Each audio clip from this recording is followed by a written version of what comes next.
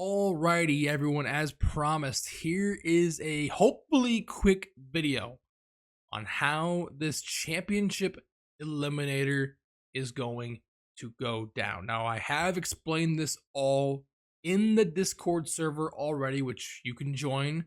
The link to it is down below in the description, but it's a lot of text. I know you guys don't really like to read a whole lot, so I created a nice little presentation for you all, Spark Noted edition of this. I'm going to do my damnedest and my best to explain this all to you right here and right now to the best of my abilities. So, as I've been saying for pretty much every single event this season, it will be the top 10 drivers in the point standings at the conclusion of Viagra Cup 25 that will qualify for the Eliminator. The Eliminator will be 5 races in length. It will span from Viagra Cup 26 through the finale at Viagra Cup 30.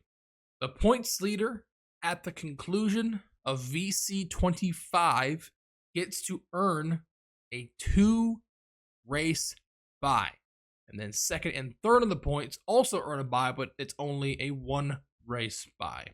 And what I mean by bye is, think of it like the NFL playoffs. The number 1 seed in the playoffs in each conference earns a bye into the next round. That is essentially what we are trying to do here. The points leader after VC 25 has a massive advantage because they're not even a part of the equation until the 3rd race. They cannot be eliminated until then. Same with the 2nd and 3rd place drivers in points. However, they cannot be eliminated until the 2nd event. Now, the whole reason why I'm even making this video to begin with is because of the point system. This is something that I just added in maybe about a week and a half ago. And before this, it was just going to be simply every race was going to be kind of like the NASCAR Championship race, where like 2 drivers would get eliminated every single race. No points or anything. It would just be the bottom 2 drivers of the top 10 get eliminated after each race. I kind of figured there would be some backlash with that, so I went ahead, did some thinking, and we're implementing a point system into this, but for only the first 4 races of the Eliminator. As you can see here, the finale, that is where we will implement the winner take all, just like what NASCAR has done the last 10 years. So this system, this Eliminator, is essentially going to be a hybrid between what the chase is now in NASCAR and the playoffs, combining the two to make one cool little hybrid format. So let's talk about the eliminations that will happen per race. Now, once again, for the first race, we start with those top 10 competitors. We eliminate 2 drivers after the first race, 2nd race, and the 3rd race. The 4th race, we start with 4 drivers, and we only will eliminate 1, which leaves us the final 3 drivers that will compete the championship in the finale event, where the highest finisher wins the title. So, once again, point system all the way up to the 4th event. In that finale event, it's winner take all. Now, let's talk about the point system here. I'm going to try to explain this part as best as I can. So, hopefully you got your ears open. First things first, all drivers are not going to start with the same amount of points. It's going to be staggered just like it is in real life. But instead of drivers being separated by 5 points, 10 points, 15, etc., we are going to build the point system basically from the bottom to the top. And how each driver gets their points heading into each event is going to be based on point differentials. Whoever last place is in the Eliminator standings, they start with 0 points, nothing. Then point differentials will determine how many points separate 10th from 9th, 9th from 8th, 7th through 6th, 6th through 5th, all the way up until the points leader, right? So that is the big difference on how I'm doing the points versus how, like, say, NASCAR is doing it, because I know they're like doing it by 5-point increments and whatnot. I'm doing it based off of point differential. So going into the first race of the Eliminator, the 10th place driver in points will have 0, Ninth place will have whatever the point differential is between 9th and 10th after the 25th event. Hopefully that makes sense. We're still going to use the regular season point system to a degree, because that is going to determine how many points each driver will earn for every race. So the equation for this is that we're going to take the point total from the race, which is once again based off of the regular season points. So for example, let's say if you win the race, you earn 45 points, plus you earn a bonus point for leading a lap, obviously. So that's 46 points.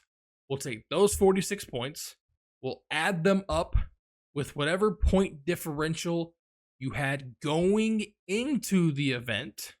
So let's say the 10th place driver has 0. Well, he wins the race, leads a lap, gets 46 points. That is the total points earned for that race. So I'll calculate those all for each of the drivers that are in the event, and that is how many points they will have, and that will determine who gets eliminated and who advances. So obviously, the 2 lowest point totals will be getting eliminated, and then that 3rd or the 4th race, only the bottom driver gets eliminated. Now, the big thing about this is points are going to be getting reset after each event. It's not going to be just an accumulation of points throughout the whole 4 races. No. Each race, the last place driver in the points is going to have 0. And it's going to be built off of point differential from there, all the way up until that 4th event. And that is best illustrated with this little graphic here, which this is in the Discord. So we start off here the first race, right? Viagra Cup 26. First 3 drivers there, top 3 in points, earn a bye. 10th place there, you can see, starts with 0 points, and then we build up from there all the way up to 4th based off of point differential from the previous event. Now, as you can see with the second race, VC 27, this is when we add back in the 2nd and 3rd place driver in points, and those point differentials are also from Viagra Cup 25, since they technically didn't even score any points in the first event. And then once again, in the second race, the 8th place driver starts with 0, and it's built up from there. Race 3, VC 28, the points leader finally gets added in to this equation, and his point differential from the 25th event determines how many points ahead he is of the 2nd place driver. And then the 4th event, VC 29, the 4th place driver starts with 0. Point differentials from the 28th race determine how many points each one of these drivers starts off with. And then, of course, like I mentioned, the 5th race is winner take all. Now, as you can see here by this lovely graphic, I'm going to start showcasing this to you guys starting after the conclusion of Viagra Cup 16.